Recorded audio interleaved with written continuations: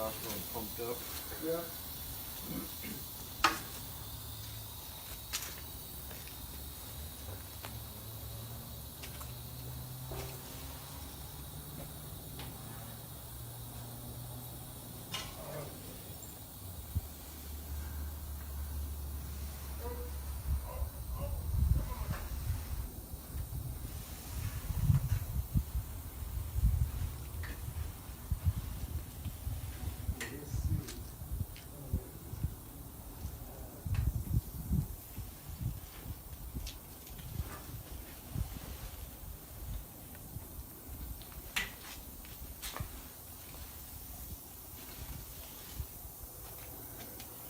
Let's see, this way.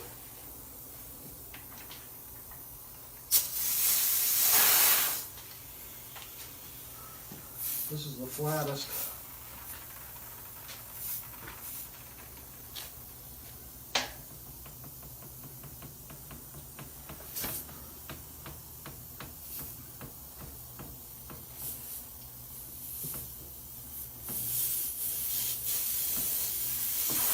Come on.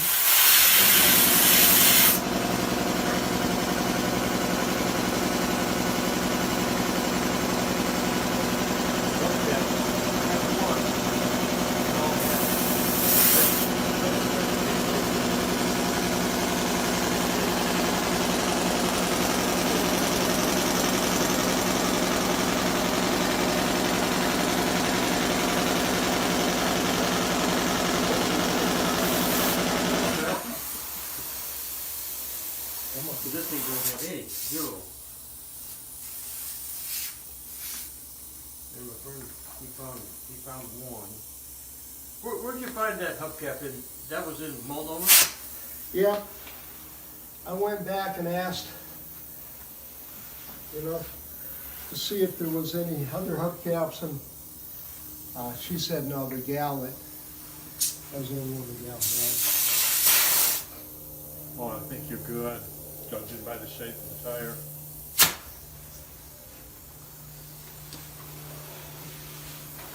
So would you say this is not seen time outside this garage in what, at least 5-6 years? Yeah, I'm sure. Yeah. Has it been that long? Wow. That's what you call replication from your hubcap. Huh? Who did that for you? Well, I worked with this found friend of mine. Well, the hubcap you got from me is this one? Which one was it? Who's it? Can't tell, can you? No, I can't. It's that good. It's not even there. Oh, That's why you can't find it. cool. I gotta machine that and then cut threads. 20 threads per inch. Little fine things. Yeah. But, you know, what's my choice? No hubcaps on the car. Do you think somebody stole it? No, I think he used it on the other car that he was finishing up restoring. eBay and Seaforth Falls. Texas. Well, his wife, what was her name? Mary?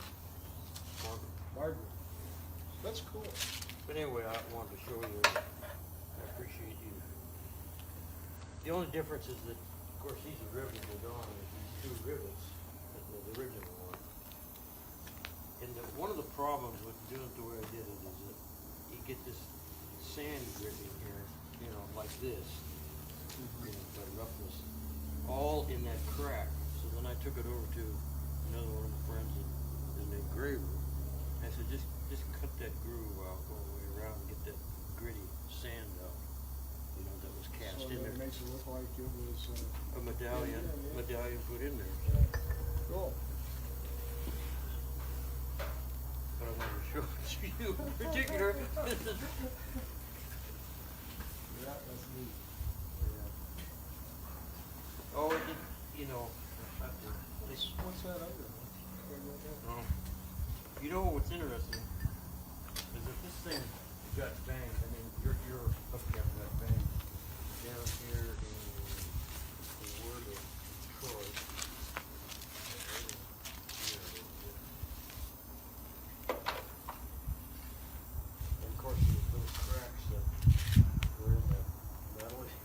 afraid of those. But I got most of them polished out. See how there's damage down there. Not much, not much, you know, I'm not complaining. No. But what I'm saying that this guy that did the foundry work was so good, he even picked up that. Well, what I need are a couple of those shackles. Remember that one boat? Yeah. I Get got, a chance. I got Appreciate some. it. Happy to give it to you. Okay, are you strapping young men ready to push that bee out into the light of day, or the semi-light of day? My Model N has a radiator core like this one. Honeycomb. Yeah. Well, see, where do you grab a hold? I'm gonna grab right here.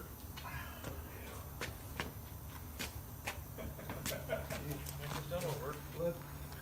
You might want to have that block. Do you have that block handy from the jack? Huh? You might want to have that block handy from the jack. I won't have it down. We don't need to go very far out, No, I Waylon. wouldn't, because you just gotta push it back. Right. We don't want to go down the grate, but let's go out just a little bit more so I can get behind it. But he's got the block of wood. Let Rich grab the block of wood off the jack. Okay. Okay. Now we got it. There? Yeah, you're on your way down the hill. No, it's fine. You want to go a little further? No, that's good. It's That's good. light pole. Okay, we're gonna set up some chairs. The pull, because it's all downhill. We're gonna set up some chairs, and these guys are gonna Bye, Waylon. visit next. So we'll be right back. So we had a little interruption there, but Margaret Ralston basically agreed to sell you this car, which is known in the Model T world as B52. Under what condition? Well, the condition was that she had the two cars, and she said, you're interested, you're probably interested in the one that's restored. And I said, well, no. I said, I'm willing to, you know, if you're interested in selling the one that's not restored, in this shape here, I said, I'd be interested in that one. Well, she said, the only way I would do that is if I could take the engine out of it. And I said, well, that would be a shame to take the engine that belongs to that car out of it and put it in another car. And I said, I'll tell you what, I'll build an engine and replicate that thing the best I know how, and you can put it in this other car, and then that'll complete that one if you sell me this car. So she gave me credit for, she said, how much you want to do the engine for? I didn't even know what to tell her. So anyway, I mean, there's no way of figuring it out. How do you figure out your time and your materials and research and So you spent 2 to 3 years 3 years of my life on that building on the that B engine that's in the other Ralston Yes. car, which is the replica car that Cecil did, Yeah. which he took a few parts off of this car, minor parts, like the brackets on the running board, And the hubcaps, the four hubcaps. the 4 hubcaps, the tag off the radiator, the minor things. But basically, in order just to be able to purchase B52, which we see here, you had to give 3 years to do that, just for the opportunity to own this. Yeah. Wow. But that gets my alphabet series a niche longer, a niche closer to, you know, I get past the A anyway, Yeah. to B. And it was excellent work. Yeah, I mean, I'll be frank with you, I mean, there were some things that I had to have done because I didn't have the machinery to do it. You know, some of the machine work on, well, if you look at that thing, it's got these big arms that come out of the crankcase that go to the frame. You get those things hanging out from both sides, and the machine See, you're only machining about 6 to 8 inches on the bottom, but with those things hanging out, you can't move that total length. So I had that done on a machine that could handle that total width, but I had to build all of the core boxes and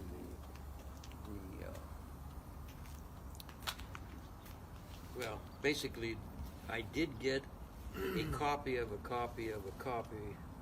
I don't know. I think about 3 or 4 generations. I could barely make it out of the crankcase. I did get that from Larry Porter, who worked for Ford. He said, "Well, he said, my copy isn't very good, but he says, you can have a copy of it." So that's how I got the information. There was a few figures on that thing that I could make out, but very few. And one good thing is that everything was in 64ths of an inch. You know, I mean, in multiples of just a regular inches. There was nothing, not one single thing that was in the thousands. I mean, talk about sophistication, what is nowadays, compared to that. I mean, Well, I think about it, you got coarse thread bolts, you've got nuts that aren't followed by anything unless you put a cotter key in it. They didn't put the cotter keys in them, so you got stuff rattling off from the start. well, you had bad roads. You had a lot of things that were against you. But Pretty neat. anyway, Cecil was turned out to be a good friend. He would, we compared, he'd call me a lot of times and ask me what I thought about certain things that he was restoring. And I'd tell him how I sensed it and how I would do it.